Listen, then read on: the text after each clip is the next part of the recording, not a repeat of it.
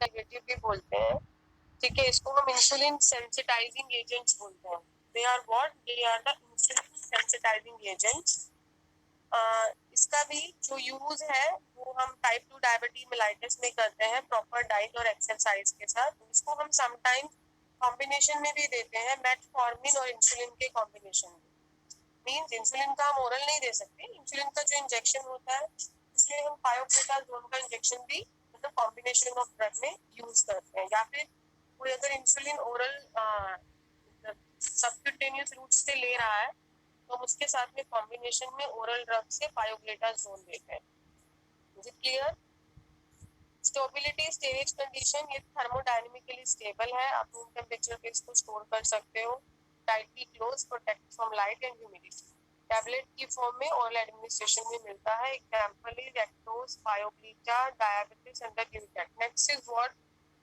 रिपाग्लिनाइड, ये भी anti hyper glycaemic drug है, ठीक है, शॉर्ट एक्टिंग है। ये हमारे बीटा सेल से बाइंड करती है और इंसुलिन के सिक्रीशन को रिलीज करती है, मतलब इंसुलिन के सिक्रीशन को बढ़ाती है। यूज क्या है? ये हाई ब्लड शुगर लेवल को कंट्रोल करने में, प्रॉपर डाइट एक्सरसाइज में यूज होता है। स्टेबिलिटी और storage condition, air tight container में इसको हम स्टोर करते हैं। Temperature 15 to 20 degree centigrade. You have to keep it away from light and moisture. Brand name is the Eurepa, NovoNorm, Prandin and the rapid. Is it clear? Yes ma'am. तो नाम इसमें कुछ याद करने के लिए नहीं है, सिर्फ नाम याद करने के लिए सिर्फ आपको नाम याद करना है और कुछ नहीं है, ठीक है। इंसुलिन, इंसुलिन की प्रिपरेशन, ओरल हाइपोग्लाइसेमिक ड्रग, उनकी क्लासिफिकेशन। क्लासिफिकेशन में जितने भी आपको बेसिक बेसिक नाम याद हो जाए, जैसे मेटफॉर्मिन है, फेनफॉर्मिन है, पायोग्लिटाजोन, रोजिग्लिटाजोन, ग्लिमिप्राइड, ठीक है, ग्लीबेनक्लामाइड, टॉलब्यूटामाइड, जैसे इतने भी नाम याद हो जाएंगे then even it will be fine. और उनका यूज आप सबको पता है। ओरल हाइपोग्लाइसीमिक का यूज हम डाइट में देते हैं, एक्सरसाइज में देते हैं, just to control the blood sugar level और to control the type 2 type of the diabetes mellitus. Fine.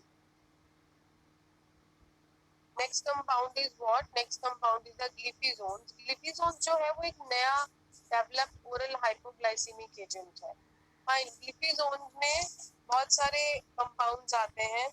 कैना सॉरी, दिस इज द ग्लिफ्लोजिन। इसमें कैनाग्लिफ्लोजिन, बिटापाग्लिफ्लोजिन एंड एम्पाग्लिफ्लोजिन आता है। ये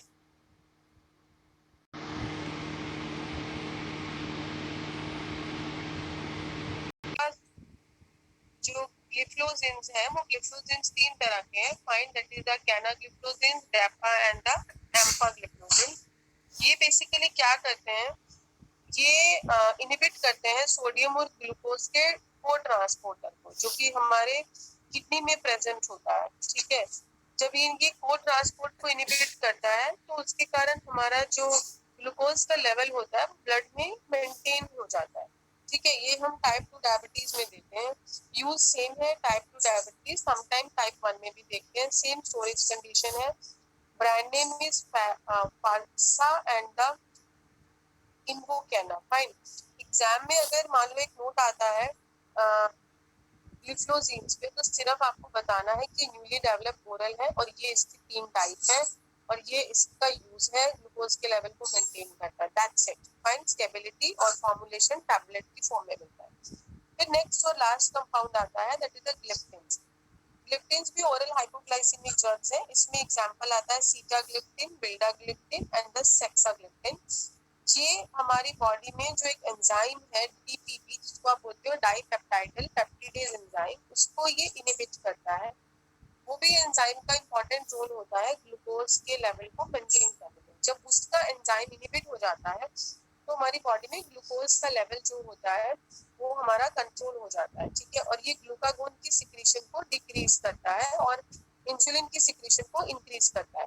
फाइन। तो ये ग्लिप्टिन्स होते हैं। ग्लिप्टिन्स ग्लूकागोन की सिक्रीशन को कम करते हैं और इंसुलिन की सिक्रीशन को बढ़ाते हैं। सेम यूज इसका हम इसको डाइट के साथ एडजंक्ट करके पेशेंट को देते हैं ताकि उनका ग्लाइसेमिक इंडेक्स जो होता है वो कंट्रोल रह सके। और टाइप 2 डायबिटीज मेलाइटस में हम इसको देते हैं।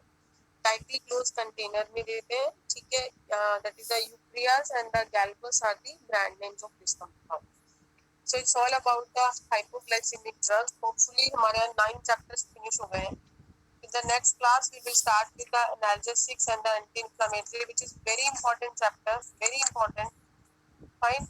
So every day we will do one chapter and we will try to finish it by the end of this month. ठीक है. I think maybe in 9-10 lectures your syllabus is going to be finished. I will try to complete it within 8-7-8 lectures. ठीक है, ताकि हमें थोड़ा सा time मिले और हम रिवीजन कर सकें. Fine. We are just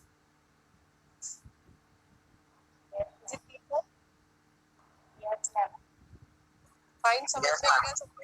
okay. कल लेक्चर नहीं होगा, कल संडे है, सो यू आल्सो एंजॉय. ठीक है. Okay, just give your attendance and then you leave the class. Excuse me ma'am. क्या बोलो? मैम आपने वो क्वेश्चन पेपर का वॉल्यूमेट्रिक एनालिसिस पे दिया था ना क्वेश्चंस निकालने के लिए लास्ट 10 इयर्स के. तो मैंने वो देखी, लेकिन उसके ऊपर क्वेश्चंस ही नहीं है मैम वो टॉपिक के ऊपर. नहीं, टाइट्रेशन वाले क्वेश्चन नहीं है क्या? यस मैम, टाइट्रेशन वाले क्वेश्चंस ही नहीं है उसमें. तो आप क्या करो ना, आप ना रसिका बी फॉर्म, अब यहाँ पे जैसे ये अपना डी फॉर्म का है ना, तो वैसे ही आप एक बी फॉर्म का सैंपल पेपर गूगल पे सर्च करो. एमएसपीटी मतलब एमएसपीटी का नहीं है, जर्नल फॉर्म के पेपर जिनने पूछा है वो देख. एक्चुअली इसमें कुछ है नहीं, इसमें मेन डेफिनेशंस पूछेंगे, टाइप्स ऑफ टाइट्रेशन पूछेंगे. टाइट्रेशन के बारे में आपको 5-5, 10-10 लाइनें लिखनी है. इससे ज्यादा कुछ पूछेंगे. इंडिकेटर के बारे में, इंडिकेटर क्या है, इंडिकेटर के मेन फीचर्स क्या होते हैं, type of titration, acid base titration, उसके एग्जांपल्स, कॉम्प्लेक्सोमेट्रिक टाइट्रेशन क्या होती है, एग्जांपल, अलग अलग डेफिनेशन है, टाइट्रेंट, टाइट्रेट, एनालाइट, इंडिकेटर्स क्या है, टाइप्स ऑफ इंडिकेटर्स क्या है.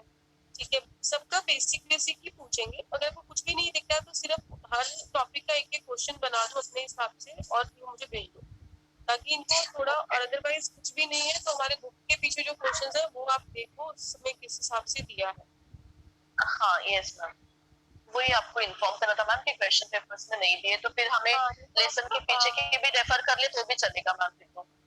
हाँ वो तो है ही, बट एक बार तो आप बी फॉर्म के अगर क्वेश्चन पेपर्स देखोगे ना, आप ऑनलाइन सर्च करोगे किसी भी यूनिवर्सिटी का, ऐसा कुछ नहीं है. जस्ट आपका जैसे अभी एमएसपीटी में आई थिंक बी फॉर्म तो नहीं है, डिप्लोमा ही है, तो नासिक यूनिवर्सिटी का या किसी भी यूनिवर्सिटी का बी फॉर्म के सिलेबस में ही रहेगा.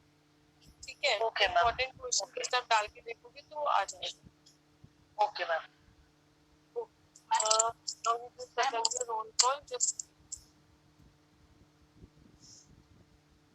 आप लोग अभी थोड़ी मेहनत करो भाई अच्छे से. हाँ, ये पेपर क्रैक करना है, लटकना नहीं है इस पेपर में. ठीक है. इम्पोर्टेंट क्वेश्चंस पढ़ो, लिखो और इसको याद करो. कुछ बहुत मुश्किल नहीं है कि हम ये पेपर क्लियर नहीं कर सकते. हाँ मीनाक्षी बोलो. मैम अभी जो चैप्टर फिनिश हुआ है ना, उसके जितने भी स्ट्रक्चर बताए सबको मैम याद करना ही पड़ेगा. तो ये स्ट्रक्चर बताए तो बेंजीन वगैरह जो नहीं, उसके पहले वाले चैप्टर में भी थे मैम एक दो, इसीलिए मैं तब में पूरा वो स्ट्रक्चर पूछते हैं. स्ट्रक्चर पूछते हैं, नॉमेनक्लेचर और स्ट्रक्चर पूछते हैं. देखो, बट इतना प्रेशर मत लो. आपको जो याद हो जाए आप वो याद करो. ठीक है. अभी जैसे इस कंपाउंड में, इस चैप्टर में जो बाइक्विन एंड मेटफॉर्मिन का स्ट्रक्चर तो बहुत ही इजी है. आपको नहीं याद हो रहा है ग्लिबेनक्लामाइड का मत करो. ठीक है, बट मेटफॉर्मिन का करो. उसके बाद लास्ट चैप्टर हमने जो फ्यूसीमाइड किया था, ठीक है, उसमें सिर्फ आपको फ्यूसीमाइड का स्ट्रक्चर करना था और वो इम्पोर्टेंट है. वो आप थोड़ा सा माइंड लगा के करोगे तो याद होगा. ठीक है. अगर उसमें बेसिक आप देखोगे कि बेसिक फंक्शनल ग्रुप कौन सा है, बेंजीन रिंग है, उसमें कैसे फ्यूरैन रिंग है, कैसे आपने ज्वाइन किया है, कुछ इम्पोर्टेंट है स्ट्रक्चर. मैं एक बार सिलेबस हो जाए उसके बाद में आपको 15-20 स्ट्रक्चर्स भी बताऊंगी जो आपको करने हैं. बाकी नहीं भी करोगे तो मतलब ऑप्शन नहीं है हमारे पास. We never know कि what is going to be asked in the exam. That we can only analyze by just have a look on the examination papers, previous examination papers. उससे ही हमें आइडिया होता है कि आपको क्या पूछा जाएगा. ठीक है. बट देखो, होता है तो करो, नहीं होता है तो उस चक्कर में पूरा सब कुछ मत भूल जाओ. मेन आपका कंसर्न क्लासिफिकेशन, डेफिनेशन और यूज. ठीक है. स्टोरेज कंडीशन, डोजेज फॉर्म तो सबका सेम है, कुछ ज्यादा डिफरेंस होता नहीं है. ठीक है.